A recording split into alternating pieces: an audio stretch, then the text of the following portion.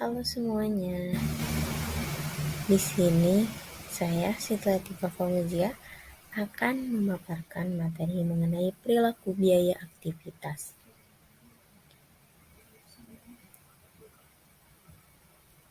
Sumber dari materi ini berasal dari buku Akuntansi Manajemen yang ditulis oleh Sepdia Rizka Manurung dan kawan-kawan.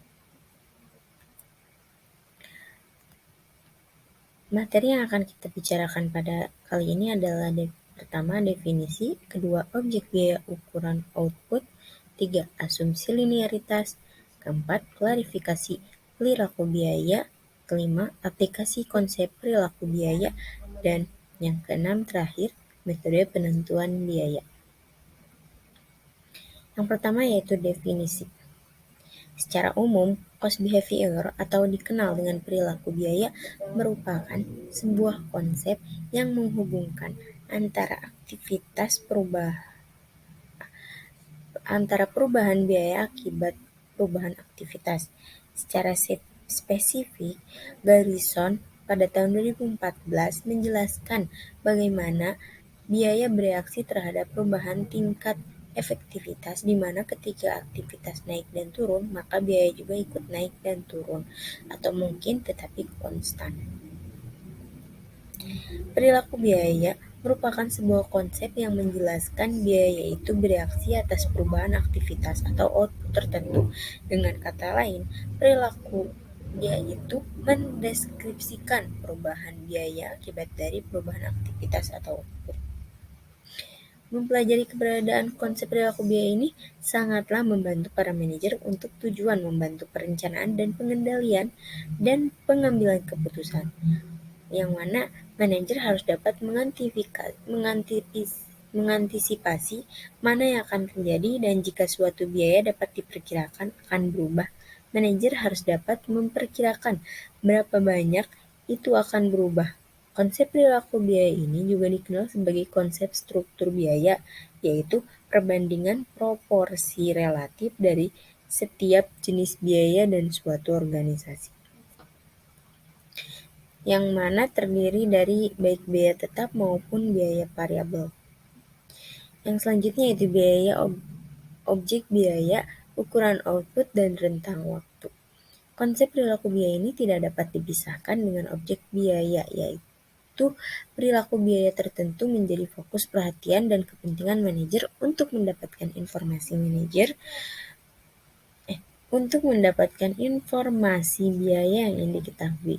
Mowen et al. Pada tahun 2015 berpendapat bahwa langkah pertama dalam penerapan konsep perilaku biaya ini adalah menentukan objek biaya yang diinginkan, dan kedua yaitu mengidentifikasi penggerak atau driver yang mendasari terjadinya suatu biaya. Sebagai konsekuensinya, semakin besar suatu aktivitas penggeraknya, maka semakin besar biaya yang terjadi. Gerak aktivitas sebagai penggerak perubahan. Biaya aktivitas dengan mengukur perubahan oleh anggota aktivitas atau pengguna. Jadi dapat ditentukan bahwa penggerak biaya adalah faktor yang menyebabkan perubahan dalam penggunaan sumber daya, penggunaan aktivitas biaya, dan pendapatan.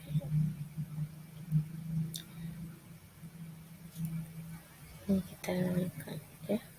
Langkah ketiga yaitu terkait dengan perilaku biaya, yaitu menentukan tentang biaya dan output yang relevan, yang mana menentukan besaran biaya yang berlaku pada kegiatan operasi normal perusahaan. Yang selanjutnya yaitu asumsi linearitas. Asumsi linearitas ini menjadikan akuntan manajemen dapat merencanakan dan mengkalkulasi hubungan antara biaya dan aktivitas, terutama pada biaya variabel. Biaya variabel menggambarkan variasi biaya akibat variasi aktivitas output. Contohnya, semakin besar biaya bahan baku suatu produk, maka semakin banyak juga produk yang dihasilkan, dan kondisi ini juga membantu manajer dalam melakukan perencanaan supaya lebih mudah karena perilaku biaya yang linear telah diidentifikasi. Yang selanjutnya yaitu klarifikasi perilaku biaya. Yang pertama, klarifikasi perilaku biaya ini ada biaya tetap. Biaya tetap merupakan biaya yang tidak berubah secara total karena adanya perubahan output.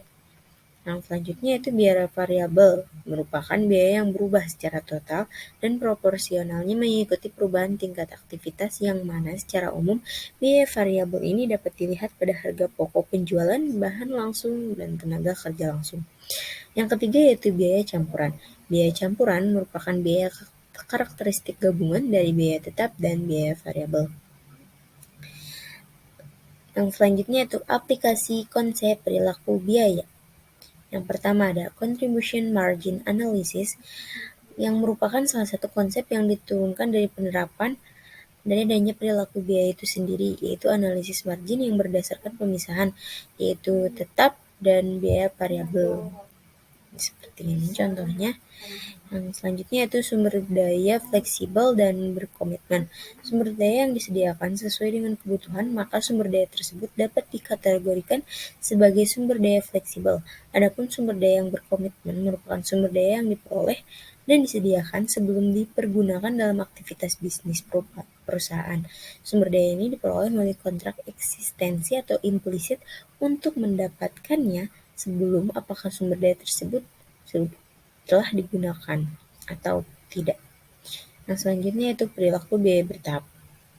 Moen et al. Pada tahun 2015 berpendapat bahwa fungsi biaya itu tidak selamanya bersifat kontinu, terkadang berbentuk putus-putus, salah satunya bertahap, yang dapat dilihat pada gambar yang tertera. Yang mana tahap ini berdasarkan bentuk biaya yang tahapnya suatu biaya bersifat konstan dalam waktu yang tertentu. Yang selanjutnya itu metode penentuan biaya perilaku biaya. Yang pertama yaitu ada metode kuantitatif yang bersifat dapat dibagi menjadi 4, yaitu dengan metode tinggi rendah yang merupakan metode menggunakan titik-titik data.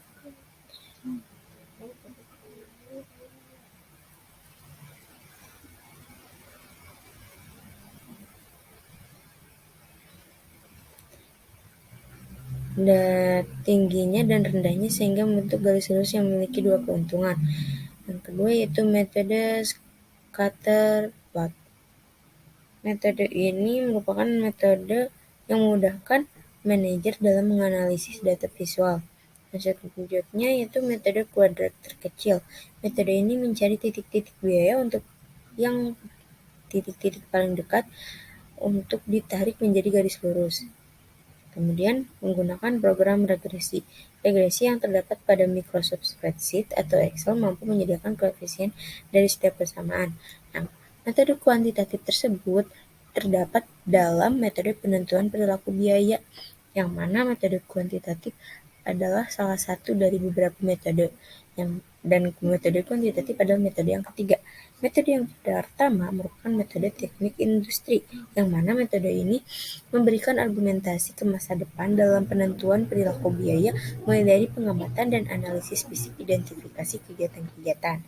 Yang kedua, metode analisis akun, yaitu metode penentuan perilaku biaya, apakah biaya tetap dan variabel maupun campuran. Berdasarkan metode ini dapat didasarkan berdasarkan kepada klarifikasi akan hukum dalam analisis.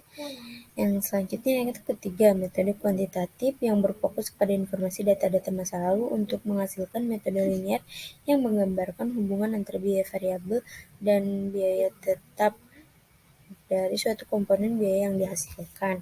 Nah, yang mana metode kuantitatif ini dapat dibagi menjadi 4, yaitu yang telah saya jelaskan tadi. Yang selanjutnya yaitu dengan pertimbangan manajerial. Metode ini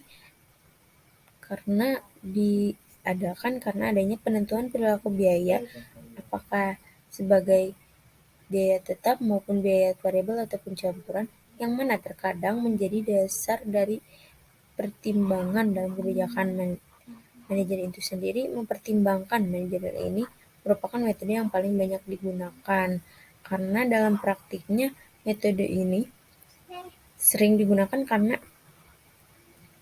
para manajer lebih berpengalaman dan telah memiliki kualitas untuk menentukan dalam suatu pertimbangan analisis atau metode penentuan perilaku biaya. Baik, hanya itu yang dapat saya sampaikan. Terima kasih atas perhatiannya dan mohon maaf karena banyak kesalahan. Sampai jumpa.